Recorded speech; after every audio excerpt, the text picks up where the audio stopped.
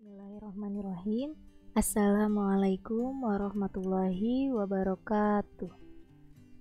Apa kabar anak-anak? Semoga kita semua selalu diberi kesehatan oleh Allah Subhanahu wa Ta'ala. Jangan lupa kalian juga harus selalu menjaga kebersihan dan kesehatan di rumah ya.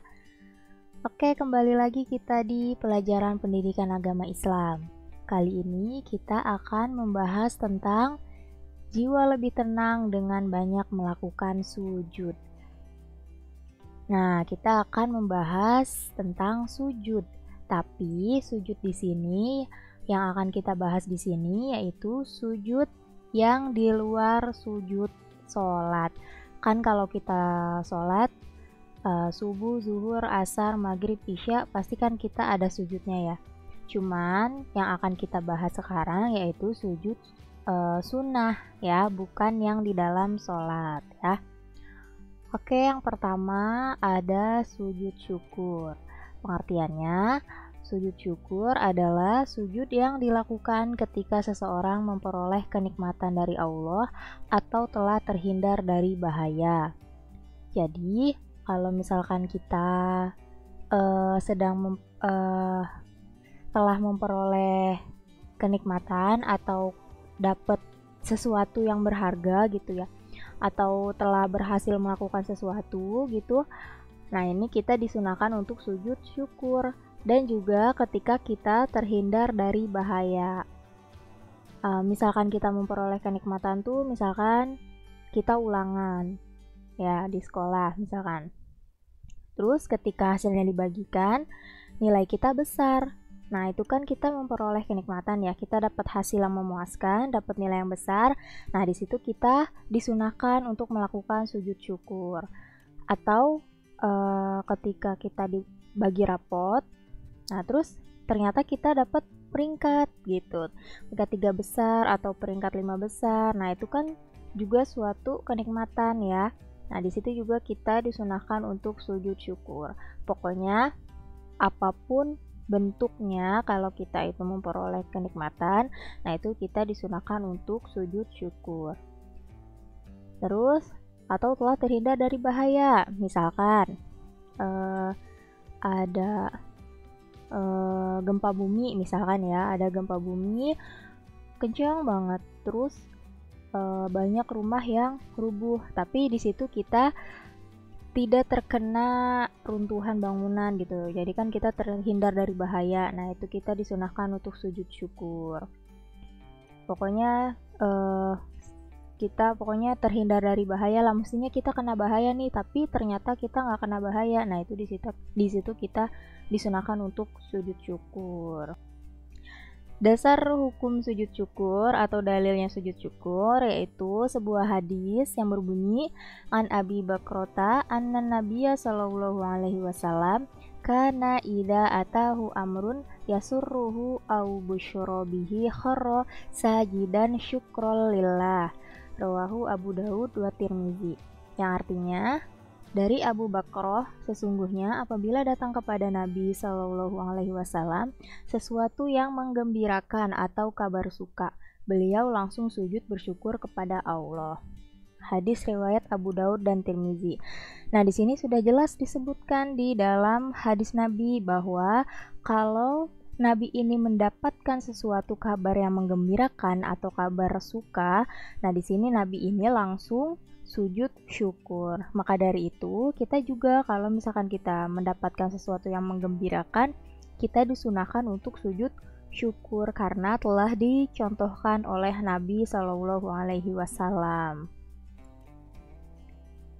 Selanjutnya, sebab-sebab melakukan sujud syukur. Jadi, kapan kita melakukan sujud syukur?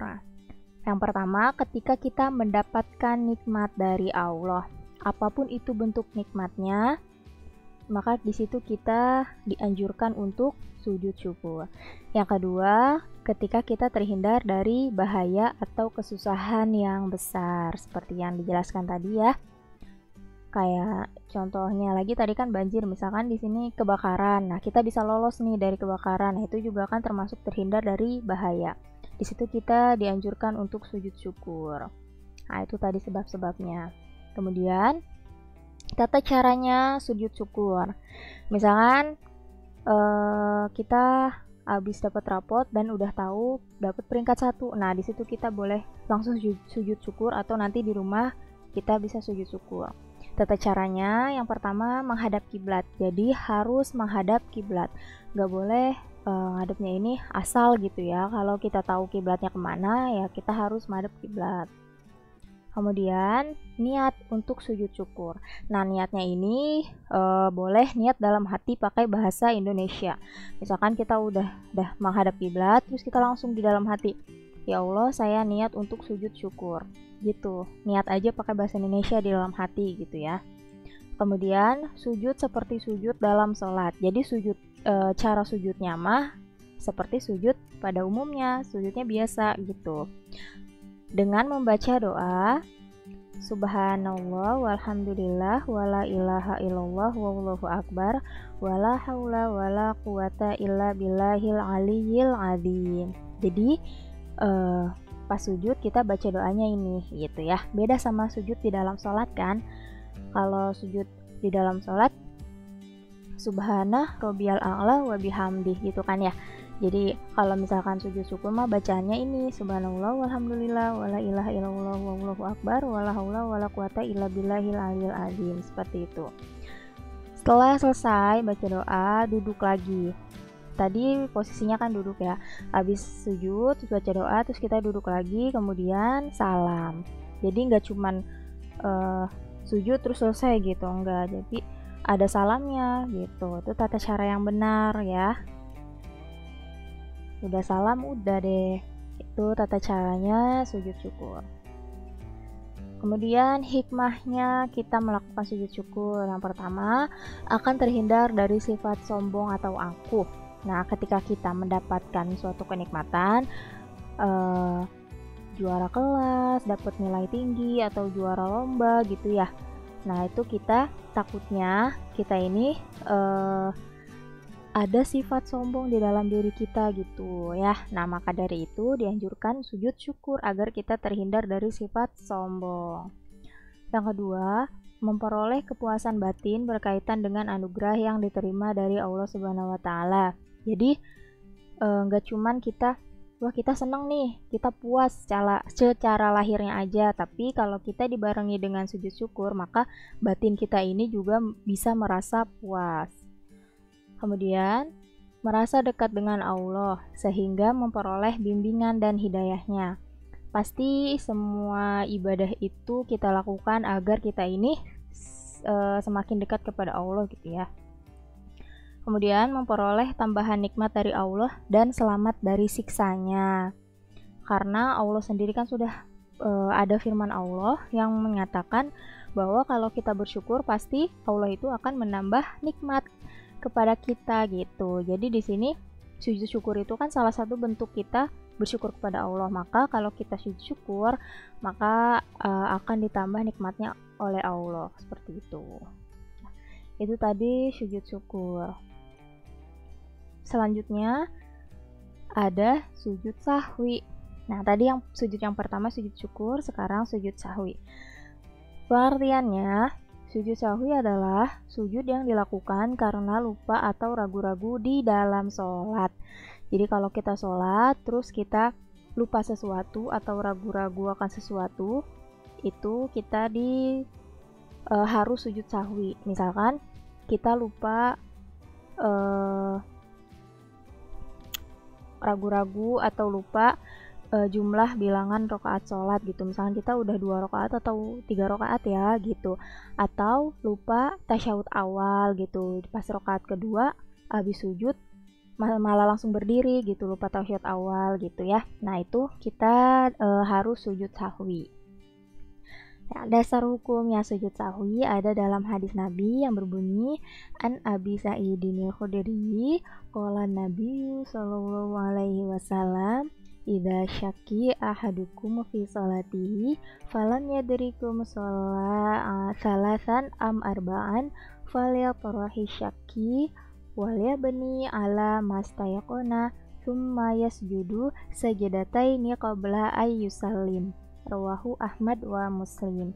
Yang artinya dari Abu Sa'id Al-Khudri, Nabi Shallallahu Alaihi Wasallam bersabda, apabila salah seorang di antara kamu ragu dalam sholat, apakah ia sudah mengerjakan 3 atau 4 rakaat, maka hendaklah dihilangkan keraguan itu dan diteruskan sholatnya menurut yang diyakini. Kemudian hendaklah sujud 2 kali sebelum salam. Jadi di sini dijelaskan oleh Nabi kalau kita di dalam sholat itu ragu apakah rakaat kita udah 3 atau 4. Nah itu kata Nabi terusin aja sholatnya gitu. Kemudian tapi sebelum salam harus sujud sebanyak 2 kali. Nah sujud 2 kali yang sebelum salam ini dinamakan dengan sujud sahwi. Kemudian sebab-sebab melakukan sujud sahwi. Yang pertama, lupa meninggalkan salah satu rukun sholat. Kayak kita lupa tasyahud awal gitu ya. Nah itu kan rukun sholat. Terus kita misalkan lupa baru sujud sekali, langsung berdiri gitu. Nah itu kan kita lupa ya, lupa rukun sholat. Nah itu kita harus sujud sahwi. Yang kedua, lupa atau ragu jumlah rakaat. Seperti yang tadi dijelaskan, misalkan kita sholat isya, terus waktu rakaat ketiga kita ragu, kita ini sekarang rakaat kedua atau rakaat ketiga gitu ya. Nah itu kita wajib sujud sahwi, harus sujud sahwi gitu. Lalu yang ketiga, lupa membaca doa kunut. Bagi yang membaca doa kunut, kalau kalian yang sholat subuhnya biasa membaca doa kunut, terus suatu ketika kalian lupa baca doa kunut, nah itu harus sujud sahwi. Kemudian yang keempat, lupa melakukan tasyahud awal. Seperti yang tadi ya, lupa salah satu rukun sholat, karena kan tasyahud awal juga termasuk. Kemudian yang kelima, kelebihan atau kekurangan dalam jumlah rakaat. Gitu ya, seperti yang Ibu jelaskan tadi. Nah, itu sebab-sebabnya sujud sahwi. Kemudian tata caranya sujud sahwi ini. Setelah selesai membaca tahiyat akhir, langsung sujud lagi dengan membaca. Nah, jadi sujud sahwi ini dilaksanakan sebelum salam setelah tahiyat akhir. Setelah kita selesai membaca doa tahiyat akhir, maka kita langsung sujud lagi. Doanya subhana malayanamu walayashu gitu ya. Itu doanya. Setelah itu bangun dari sujud disertai dengan mengucapkan takbir. Jadi habis sujud baca doa itu kita duduk. Kemudian duduk sebentar lalu takbir dan dilanjutkan sujud lagi dengan doa yang sama dengan sujud pertama. Jadi habis baca tahiyat akhir kita sujud, baca doanya tuh subhanallayanamu walayasu, kemudian duduk sebentar, kemudian sujud lagi membaca doa yang sama. Kemudian duduk lagi dan diakhiri dengan salam. Baru tuh kita salam. Jadi sujud sahwi ini sujudnya 2 kali ya sebelum salam, seperti itu ya. Itu tata caranya sujud sahwi. Kemudian ada hikmah sujud sahwi. Nah, hikmahnya yang pertama, membiasakan diri agar ketika berbuat salah, hilaf, dan lupa harus segera memohon ampun kepada Allah dengan membaca istighfar dan meminta maaf kepada yang bersangkutan. Jadi, di sini kan sujud sahwi ini dilakukan ketika kita lupa gitu, ragu-ragu. Nah, di sini mengajarkan kita agar kalau kita berbuat salah atau hilaf atau kita lupa itu agar kita segera memohon ampun kepada Allah. Di sini kan sujud sahwi ini kan karena kita ini memohon ampun gitu, karena kita lupa nih lagi sholat lupa, maka kita melaksanakan sujud sahwi sebagai permohonan ampun kepada Allah gitu. Nah, di situ mengajarkan kita biar kalau kita ini salah atau hilaf atau lupa ini agar segera memohon ampun kepada Allah dan segera meminta maaf kepada yang bersangkutan kalau kita salah gitu ya. Itu sujud sahwi mengajarkan kita seperti itu. Yang kedua, agar bisa memahami bahwa orang lain juga bisa salah dan memberi maaf ya. Jadi sujud sahwi juga agar kita ini paham bahwa kita pun bisa salah, maka orang lain pun bisa salah gitu. Jadi kita di sini biar paham itu, terus juga biar kita bisa memberikan maaf kepada orang yang berbuat salah kepada kita gitu ya. Itu hikmahnya dari sujud sahwi. Oke. Sujud yang ketiga yaitu ada sujud tilawah ya. Pengertiannya, sujud tilawah ialah sujud yang dilakukan karena membaca ayat-ayat sajadah dalam Al-Quran ketika sholat maupun di luar sholat, baik pada saat membaca atau menghafal sendiri atau pada saat mendengarkannya. Jadi sujud tilawah ini dilakukan ketika misalkan kita lagi sholat, terus kita membaca ayat sajadah, atau ketika imamnya membaca ayat sajadah, atau ketika kita lagi ngaji, lagi baca Al-Quran, kita membaca ayat sajadah. Nah, di situ kita disunahkan untuk sujud tilawah gitu. Dasar hukumnya atau dalilnya ada dalam hadis Nabi Ani bani Umaro anna Nabiyya sallallahu alaihi wasallam kana yaqra'u alaina Al-Qur'an fa idza marra bis sajadati kabbara wa sajadana ma'ahu. Rawahu Tirmizi.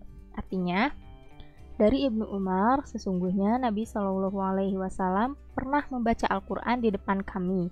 Ketika bacaannya sampai pada ayat sajadah, beliau takbir lalu sujud, maka kami sujud bersama-sama beliau.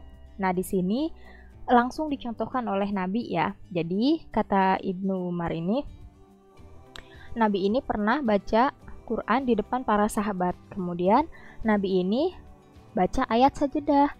Nah, di situ mereka melihat Nabi takbir, kemudian sujud. Nah, maka di situ mereka ikut sujud bersama Nabi gitu. Nah, di sini kan tadi sebabnya melakukan sujud tilawah itu ketika kita membaca atau mendengar ayat sajadah. Nah, di sini ada 15 ya, ada 15 ayat-ayat sajadah dalam Al-Qur'an. Ya, kalian bisa baca mulai dari ada Quran surat Al-A'raf ayat 206, ada Quran surat Ar-Ra'd ayat 15 sampai ada Quran surat Al-Alaq ayat 19 gitu. Nah, itu semua ayat-ayat sajadah.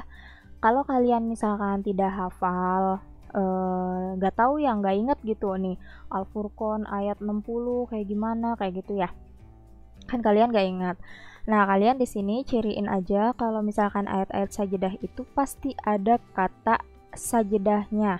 Misalkan ada kata yasjudu atau sajada, gitulah pokoknya ada kata-kata sajada atau yasjudu, yasjudani, gitulah pokoknya ada kata-kata seperti itu, maka itu disebut dengan ayat sajadah gitu ya. Kalau bisa mah nih yang 15 ini kalau hafal lebih bagus gitu ya.